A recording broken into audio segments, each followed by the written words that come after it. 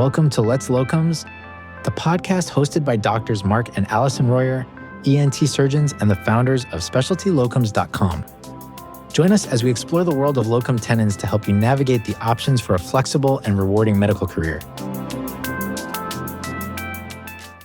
Welcome to Let's Locums. This is Mark Royer. I'm an ear, nose, and throat surgeon and work at SpecialtyLocums.com, providing surgery subspecialty docs for various assignments throughout the country. I'm here with my amazing wife and partner and CEO of our company, SpecialtyLocums.com, Allison Royer. Hello. We are ear, nose, and throat surgeons, and we're heavily involved in the locums world. And I think that combination makes us unique among most of our peers. But I'm curious, from your perspective, Allie, what else do you think makes us unique, or how do you describe who we are and what we do when you meet others who may be interested?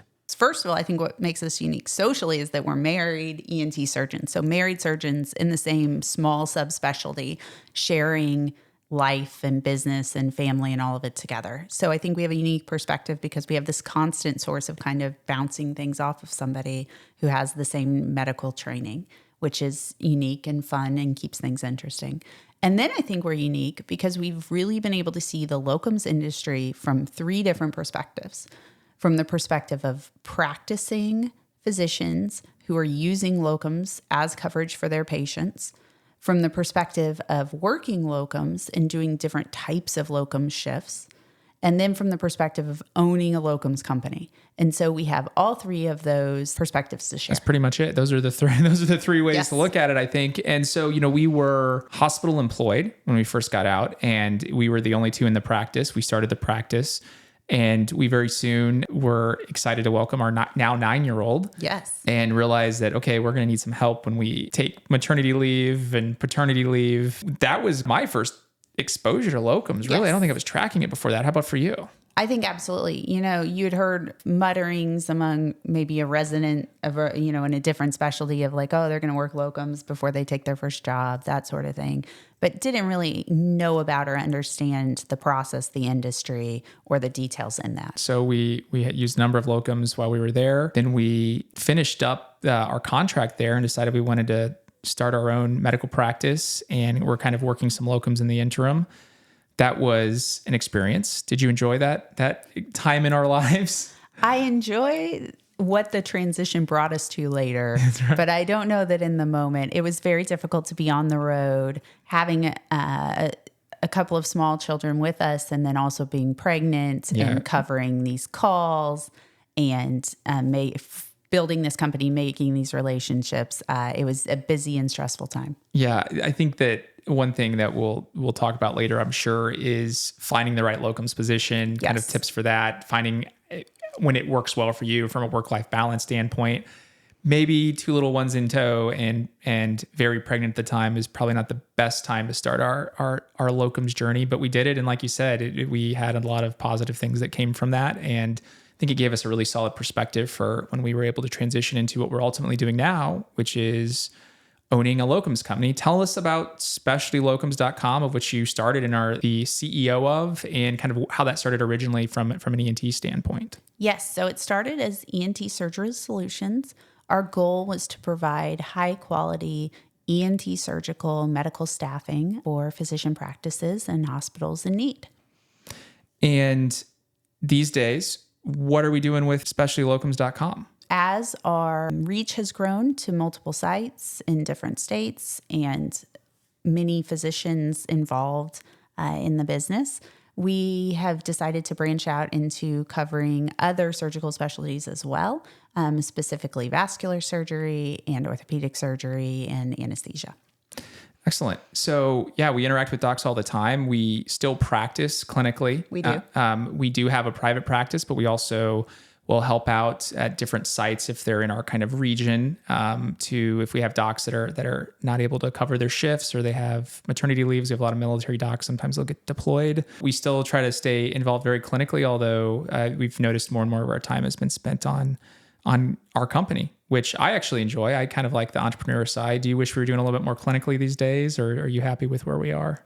I love our current balance. In the past, we've worked call coverage locums jobs that have taken us out of town. We aren't actively working any of those at the moment, so all of our work is based around our home. in terms of working within a couple of hours if we're covering shifts. And so I think that's a nice balance for where our family's at currently, the ages of the kids, and the childcare requirements. And I think we found a great balance.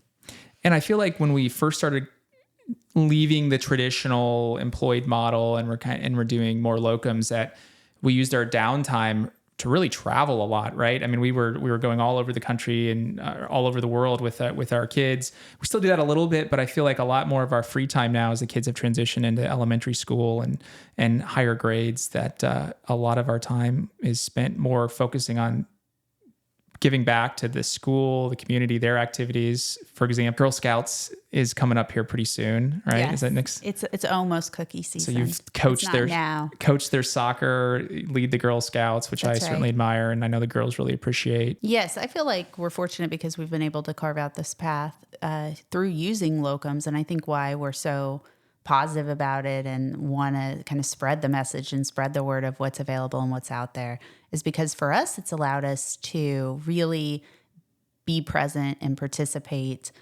during these young years of our children's lives, but also feel fully like ENT surgeons who have patients and provide care and do surgeries and get to do the career we've trained to do.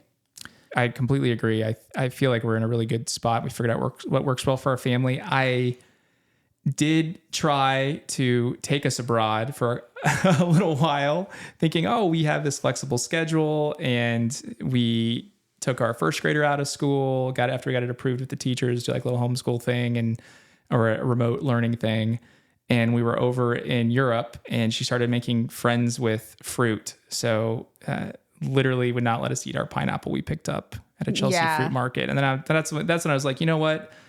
This probably isn't the best for kids. We should just settle in to their situation, let them do their schooling, support them however we can, and then we'll travel during school breaks. That's right. And we traveled, the two of us, while they're in school. So it's a good time to be gone. Yeah, we've made that work as well. So we take full advantage of the social media cliche, if you work locums, you get to travel a lot kind of presence. We have fully bought into that and have been doing that for years. And that's another benefit. In addition to being present for school activities and extracurriculars, you're also able to have that downtime that's carved out to travel beyond a standard 4 to 6 weeks of PTO. So this podcast was something that I've been talking about for a little while. You agreed to do it, which I'm so appreciative of. More importantly, you agreed to sign the PO for the podcasting equipment.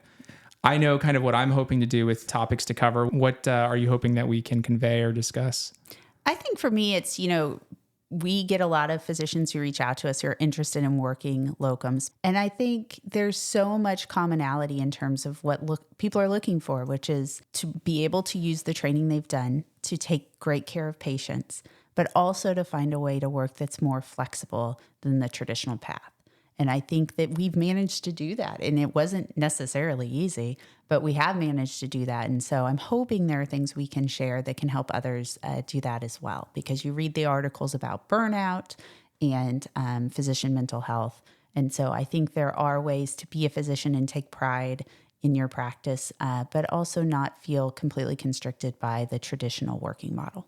Yeah, that's great. And I think we're on the same page with our goals here, because I do think that we have learned a lot, some through the hard way, some we've kind of gotten lucky with, but I hope that we're able to give some tips and advice and guidance on how to really figure out maybe an alternative way to practice than what we may feel is the only option. And it's not. There's lots of great ways to be able to do what you love, but also maintain your quality of life in the interim. I think most people go into medicine because they want to help others and they want to take great care of people. And I think there are ways to do that that are not traditional, but are very meaningful. Awesome. Great. Thanks so much. Thanks. All right. Thanks for listening. Here at Locums.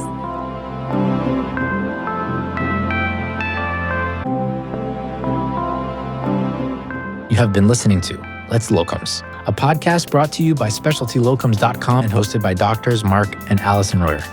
SpecialtyLocums.com is a physician-run locum tenens company dedicated to providing the best docs, the best jobs at the best sites. Join us every week as we discuss tips on utilizing locum tenens as part of your professional journey.